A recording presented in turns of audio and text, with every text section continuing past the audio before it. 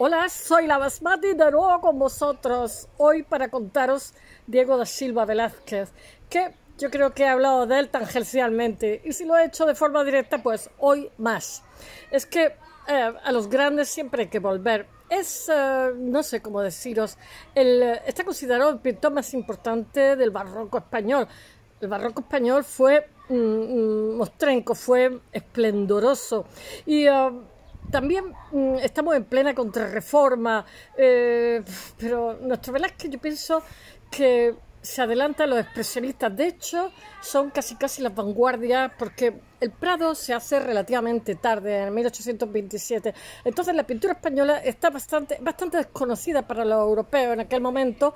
Os estoy hablando ya del siglo XIX, y entonces fue un boom el descubrimiento que hicieron de autores, no solamente Velázquez. Pero bueno, hoy solamente quiero hablar de él. Él ha nacido en 1599, muere en 1660 con 61 años. Él cada vez va tomando, él es muy precoz, no sé, él es heredero de los conversos, como le pasa a todo nuestro siglo de oro. Cervantes, yo qué sé, los místicos españoles, San Juan, Fray Luis, Teresa de Cartagena, San Juan de la Cruz, Fray Luis de León, Santa Teresa, Teresa de Cartagena también. Bueno, tenemos casi todos eran hijos de judíos.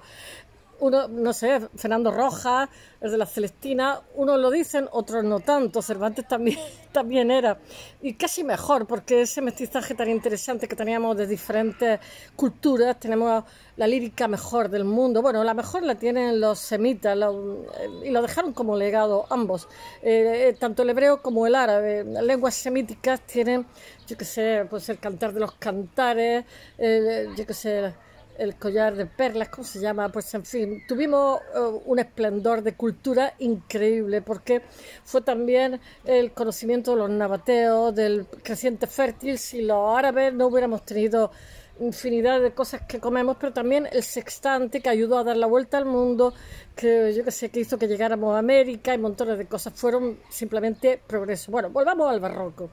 Estamos ya en el 17. ¿Qué puedo decir? Pues que Diego Velázquez despuntó desde muy pequeñito, porque dibujaba muy bien, y su padre lo que hizo, él siempre decía que tenía hidalguía. Bueno, no sé, tenía todos tenemos un reducto de vanidad, yo pienso, ¿no? Pero el hecho real es que por parte de madre eran calceteros, y por parte de padre, pues no sé, eran portugueses, eran judíos, lo llevaban escondidito y tal. Entonces, cuando él intenta, porque en el caso de las meninas, este símbolo que lleva de caballero y tal, esta cruz fue pintado posteriormente. Él lo consigue, pero lo consigue a través del rey, porque cuando le hacen una investigación generacional y tal, para ver que tiene limpieza de sangre, pues como que no salían las cosas. Pero el rey lo adoraba, y eso hizo, como pasan las cosas siempre. Él fue muy precoz. Bueno, de pequeñito él entra en el taller, su padre lo lleva al taller de un artista maravilloso. Ahora estoy haciendo una síntesis, ahora lo desarrollaré un poquito más, que es Herrera. Lo que pasa es que Herrera, nuestro Diego Velázquez, era muy flemático, muy callado, muy tranquilo, pero tenía también un carácter fuerte. Herrera le pegaba a sus discípulos. Ellos contrataban con el padre, hacían como un contrato de estos aprendices, ¿no? Entonces al principio pues machacaban pigmentos, yo qué sé, decantaban los barnices, preparaban las telas, yo qué sé, montones de cosas, ¿no? Iban cogiendo el oficio poquito a poquito, hasta que en un momento determinado, a lo mejor con 18, 20 años o 20 y tantos años, hacían un examen de idoneidad que se le aprobaba, y entonces pasaban a ser de la Guilda de San Lucas, o como se llamara, no sé, porque en cada sitio se llama de una manera, pero viene a ser lo mismo, que es como del sindicato. Tienes como el título que te permite trabajar de pintor donde sea, ¿no? Y bueno, él empezó con Herrera, pero Herrera tenía la mano larga y algo le debió de pasar, y entonces el niño le dijo al padre que lo cambiara, y lo llevó a Pacheco. Pacheco era gaditano, era más un intelectual que un artista, pero Pacheco desde el primer momento se dio cuenta que aunque era pequeñito tenía muchísimo talento y él se enamora de la hija de Pacheco, se casaron, Pacheco luchó muchísimo por él y además de eso hubo un cambio de coyuntura porque el rey había muerto, había un rey nuevo, había su heredero, entonces su prime minister era el conde duque de Olivares, que era andaluz, sevillano, y entonces pues él también tuvo suerte porque en 2 ocasiones fue a Madrid y siempre, o sea, el suegro fue tocando puertas para que era muy jovencito y con 24 años ya era pintor de corte del rey, que eso fue, bueno, levantó ampollas porque Sevilla era la capital de América. Yo que sé, la carrera era donde desembarcaba, estaban los géneros, los judíos, yo que sé, porque realmente, como os conté el otro día, ese potencial que viene de América hace rico a 4, y poco más, el resto de la gente ni se enteraba. Y entonces había 25 conventos, eran muy beatos estos sevillanos, y habían tenido un islam esplendoroso, y con unos restos preciosísimos. ¿Qué puedo deciros de Sevilla? Pues que nuestro Velázquez allí tiene como unos registros, pero claro, son también registros limitados, porque era una capital de provincias que era muy grande, muy hermosa y tal, pero con unos registros limitados. Entonces él fue muy precoz, esa precocidad la aprovechó, gustó en Madrid y entonces se fue a Madrid. Y el rey, los Austria, los Österreich, pues eran coleccionistas, los coleccionistas de arte y él tuvo la suerte de ser también como el guardián de las colecciones, con lo cual allí estaba el matrimonio Arnolfini, que después casualmente con la invasión francesa pues desapareció como tantos otros. Había todo, antes de que se quemaran los reales alcázares, pues había todas unas colecciones fabulosas, que eso hizo que se pusiera muchísimos registros y absorbiera información, pues yo que sé, de Flandes, de Italia, porque estaba también Tiziano, yo que sé. Y estoy haciendo así un resumen a bote pronto. Va a ocurrir que Rubens hizo una visita a la corte porque Rubens era un medio espía diplomático. Después se arrepintió cuando su mujer murió y se volvió a casar, dijo que ya no, que se dedicaba a pintar y poco más. Aparte que tenía en su taller gente que eran geniales. Pero él se dio cuenta que se fue de su casa, dejó a su mujer sola y no era plan.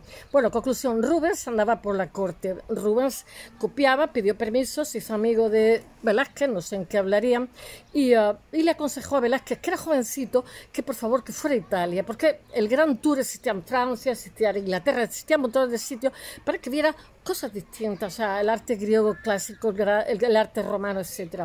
Y Velázquez se lo tomó muy en serio y fue a Italia en cuanto pudo. Hizo 2 viajes a Italia. El segundo ya cuando tenía 50 años, dicen que tuvo un hijo y no había forma de que volviera a España. En los 2 casos tuvo acceso a la, yo qué sé, bueno, pinta Inocencio X en el segundo, ¿no? Tenía acceso, gracias al embajador que tenía allá el rey, tuvo acceso a unas colecciones, la Doria Pamphili y todas unas colecciones privadas, yo las he visto, que son simplemente excepcionales, es que es muy difícil que te dejen entrar allí. Y compró también cosas, nada más que le costó volver la segunda vez.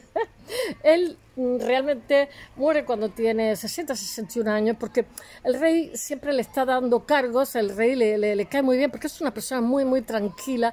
Además de eso, él digamos va incorporando nuevos registros, yo que sé, porque a Velázquez siempre se le conoce por las meninas, pero Velázquez también son las hilanderas, Baco, yo que sé, la vieja con los huevos fritos, haciendo los huevos fritos, que es de cuando es jovencito, ¿no? Va viendo cómo se va incorporando registros en su ojo y cómo va creciendo. A mí las meninas me parecen maravillosas, pero parece que ensombrecen otras pinturas que también son geniales, no solamente esa. Y ya os conté hace poco que en el Metropolitan habían encontrado otra. Después tenía también os estuve hablando de su esclavo que él liberó en Roma, pareja, que se hizo además un pintor maravilloso, que era un morisco.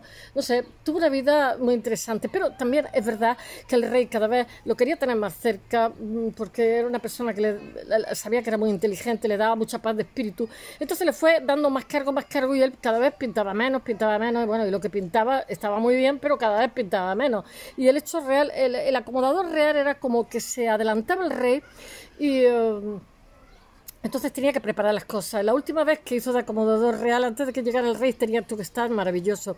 Fue cuando la hija del rey se iba a casar con el rey de Francia, entonces tenía que preparar, darse una pasada de trabajo y tal.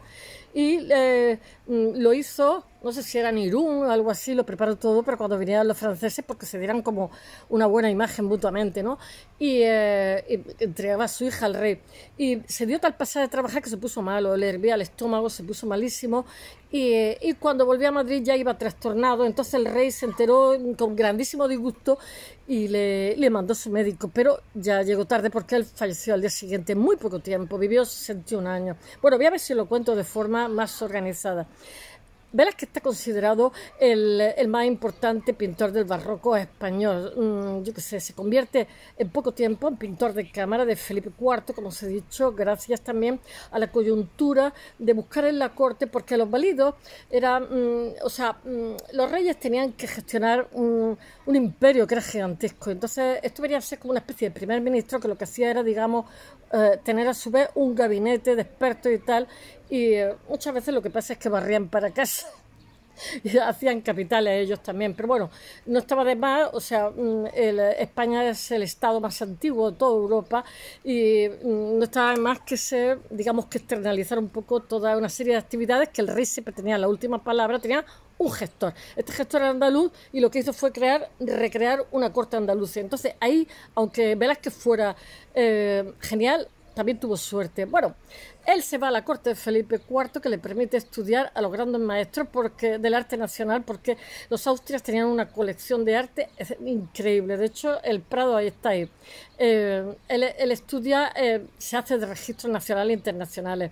Su gran producción artística destacan obras, como os he dicho, como Las Meninas, que ya me saturan, porque algunas veces parece que los árboles no dejan ver el bosque. Tiene Velázquez mucho más que Las Meninas. Pero las Meninas han dejado como una especie de huella en la historia universal. Y tienen también un guiño. Yo ahí veo el matrimonio de Arnolfini, ¿no? El pintor que se pinta, el contemplador que contempla, que se incluye a él mismo a la misma altura que la realeza. Bueno, él ha trascendido lo que es la historia universal de la pintura y además nadie lo duda, nadie lo pone en duda. Existe unanimidad entre los expertos acerca de Velázquez. El artista sevillano es reconocido a nivel mundial como uno de los mejores pintores del barroco español.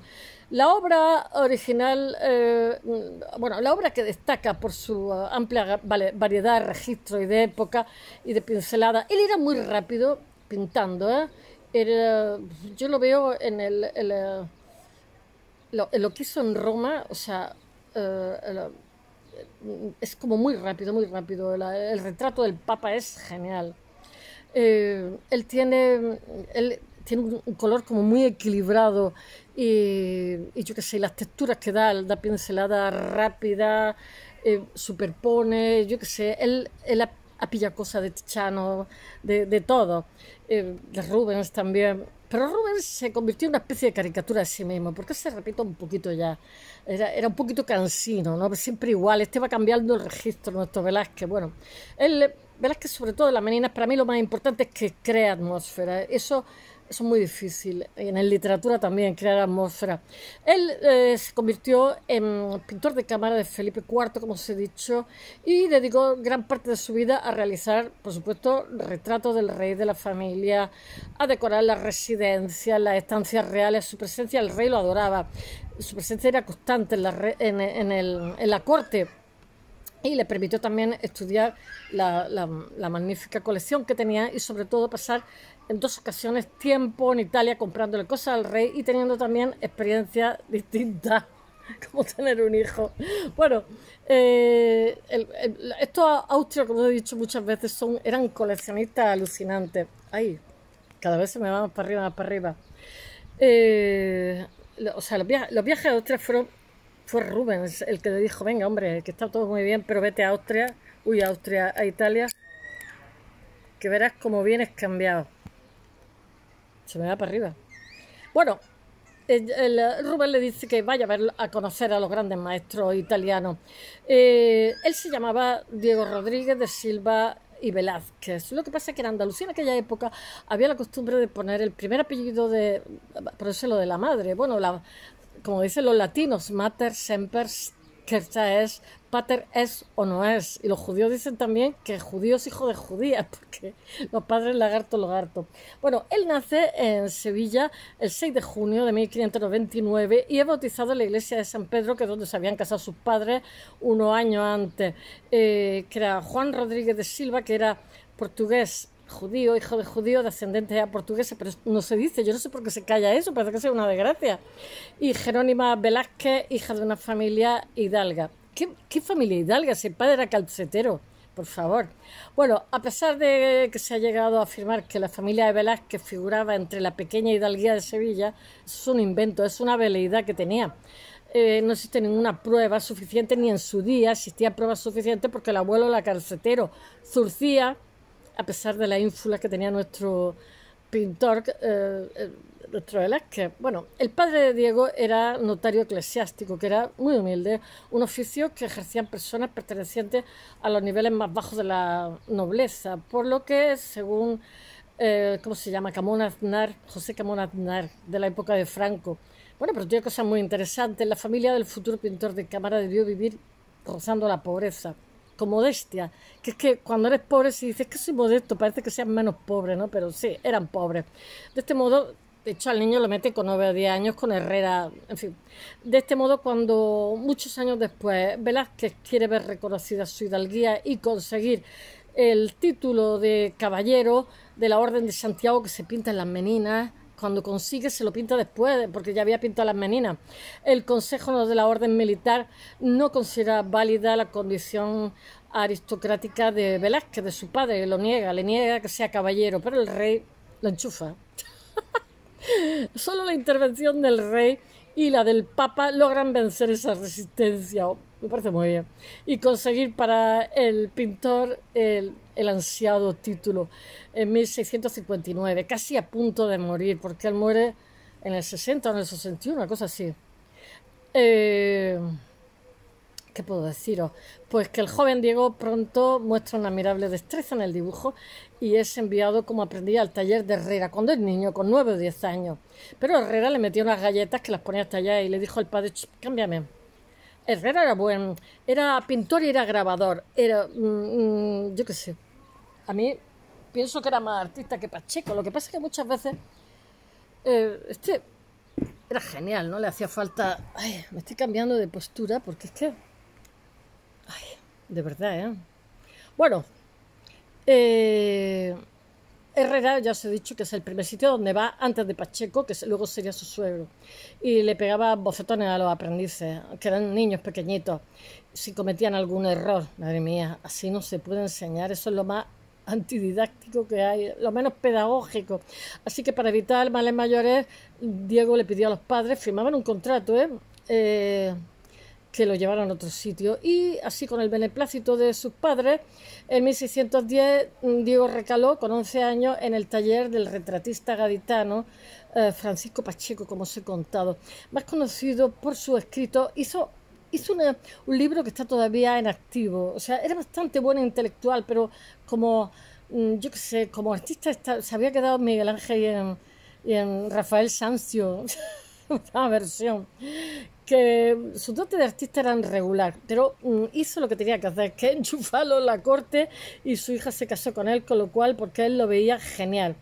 Algunos comentaban que dejaba mucho que desear. Pacheco, a diferencia de Herrera, era un hombre de carácter muy apacible y también un excelente maestro, y enseguida supo ver el gran talento que tenía nuestro Diego Velázquez, el aprendiz, el niño. Así, gracias a su genio y al aprendizaje llevado a cabo en el taller de Pacheco, en 1617 Velázquez, ya con 18 años, puede superar el examen que se le acredita para poder incorporarse al sindicato de los pintores en Sevilla, y recibe la licencia que permite ejercer como maestro de imaginería. Pues ya sabéis que Sevilla se las trae en cuestión de Semana Santa, imaginería y todo. De pequeños mi padre no nos dejaba ver las procesiones porque nos daban pesadillas a mi hermano y a mí. La verdad es que son todas latigazos y cosas así.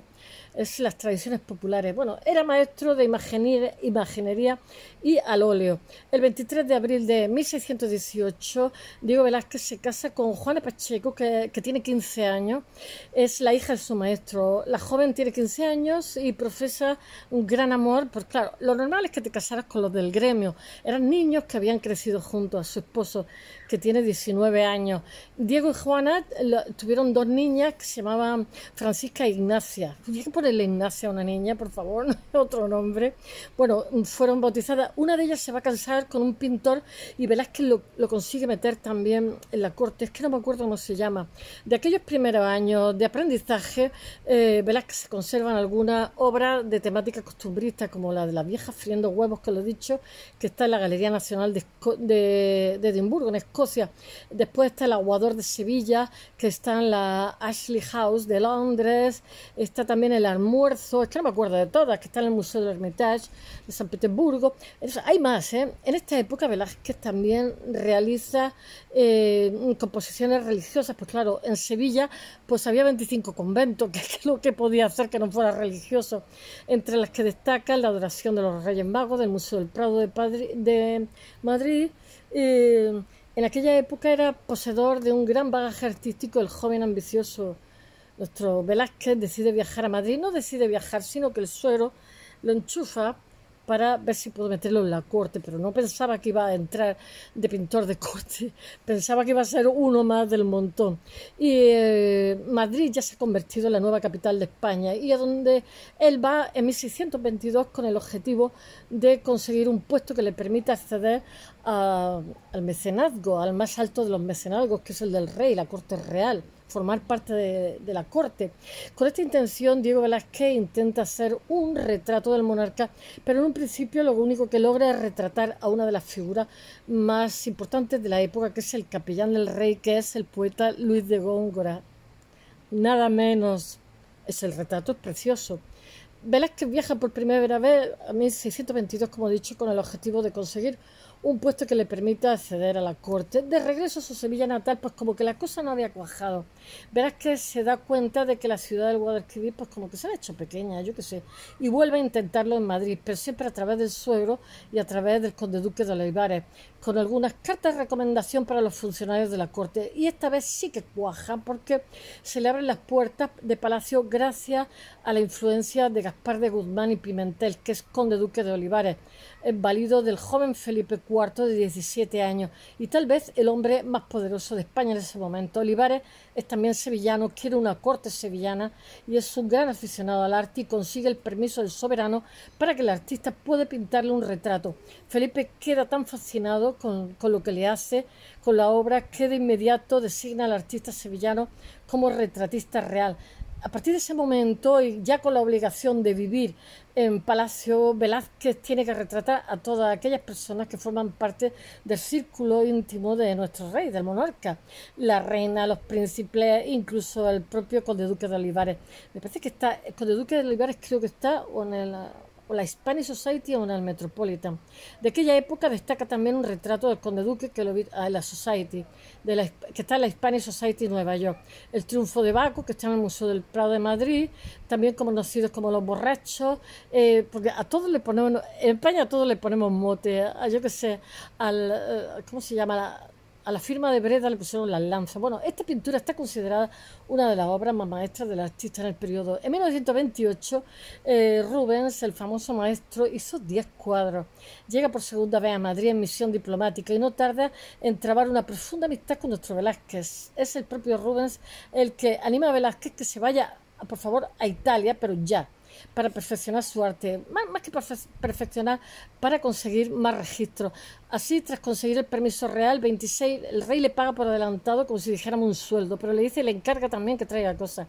El 26 de junio de 1929, Velázquez embarca en Barcelona, rumbo a Italia, me parece que a Génova, donde visita Verona, Venecia, Ferrara, Bolonia, Loreto, Roma, Nápoles, etc. Visita Roma entera de arriba abajo y además colecciones. Durante su estancia en el país, tras el Pino, pinta dos de sus grandes obras, que son las túnicas de José, que están en el monasterio del Escorial, y la fragua de Vulcano, que se está en el Prado.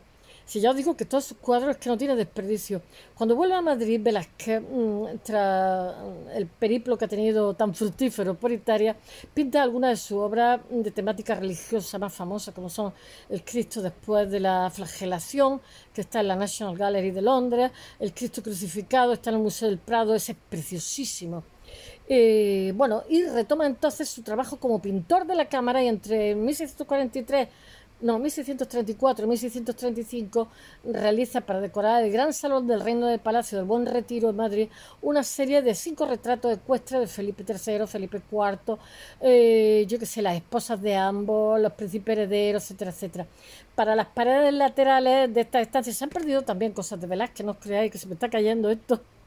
Para la estancia le encargan a sí mismo una serie de lienzos de batalla, yo qué sé, pues la rendición de Breda, que son las lanzas que están en el Prado, que es preciosísimo, es que no me acuerdo cómo se llamaba, el de la rendición de Breda fue en barco hasta Génova, como las lanzas, claro, porque es que murió de éxito, tenía una envidia. Se me ha olvidado contaros que Velázquez, cuando de Sevilla es nombrado pintor de corte, bueno, en Sevilla se enfurecen porque es demasiado joven, que no tiene talento, que no sabe nada más que hacer cara. Entonces, es tanto que llega a la corte ese eco, ¿no? Porque en el mundo de los pintores, como otras profesiones, hay muchísimas envidias, ¿no? Y entonces había que pintar un cuadro histórico que se quemó en, ¿cómo se llama?, en los Alcázares, cuando el fuego de los Alcázares. Entonces, me parece que es la partida de los... Entonces se hace como un concurso con gente de Sevilla, pintores que decían que ellos eran mejores que Velázquez, y al final el que gana es Velázquez para realizar eso. Pero bueno, él tuvo mucha envidia. En junio de 1551, tras regresar de Italia por segunda vez, que no había forma que volviera, en el 51, durante el cual se cree que pinta el único desnudo femenino, que es la Venus del Espejo, que se supone que es la pareja con la que tuvo un hijo, que puede verse en la actualidad en la National Gallery de Londres. Felipe IV encumbra a Diego Velázquez porque lo adora, en la corte nombrándolo aposentador real, que es un cargo de grandísima importancia, es como una persona de confianza. Bueno, el cometido de Velázquez ahora, pero cada vez lo nombra de más cosas y cada vez puede trabajar menos, es encargarse, como os he dicho, de preceder al monarca en sus viajes, preparándolo para que todo esté perfecto, un adecuado y cómodo alojamiento y también que todo esté bien. Pero aunque sus cargos administrativos le restaban mucho tiempo para poder pintar, aún sigue pintando, y destacan en esta época, pues tiene las meninas, nada menos, las hilanderas, que son maravillosas, ambas expuestas actualmente en el Museo del Prado. En junio de 1651, tras regresar de su segundo viaje de Italia, Felipe IV le encumbra totalmente. El 16 de octubre de 1659, llega a Madrid el mariscal duque Agramunt, que es embajador extraordinario de Luis XIV, para pedir por favor para su señor la mano de la infanta doña María Teresa de Austria, hija de los reyes de España, claro, y dicen que sí, sí a todo. Durante el mes de marzo de 1660, Diego Velázquez, en función de su cargo de aposentador real, se pega una pasada de trabajar y le cuesta la vida. Tiene que preparar el alojamiento de los monarcas para el viaje que debe emprender a Sidún para entregar a su hija en la frontera francesa. Tras cumplir diligentemente con su tarea, Velázquez regresa a Madrid el 8 de junio con mareos, palpitaciones y el estómago que le hervía. Pero yo creo que es un infarto. Nada más enterarse de la noticia, porque los infartos muchas veces tienen que ver con temas digestivos. Bueno, a cada persona le da distinto, ¿no? Pero tiene mucho que ver eso, gente que le da por devolver y tal. Bueno, el rey le envía su médico sin dilación corriendo a Madrid porque no quiere que le pase nada, pero el viernes 6 de agosto de 1660 Velázquez muere con 61 años a consecuencia de su dolencia, no se sabe bien de qué. El cuerpo del pintor es enterrado con todos los honores en la parroquia de San Juan Bautista, una iglesia que fue destruida totalmente por las tropas napoleónicas en 1811, motivo por el cual los restos de Velázquez se perdieron para siempre, pero su obra nos acompaña. Bueno, espero que os haya gustado y hasta mañana.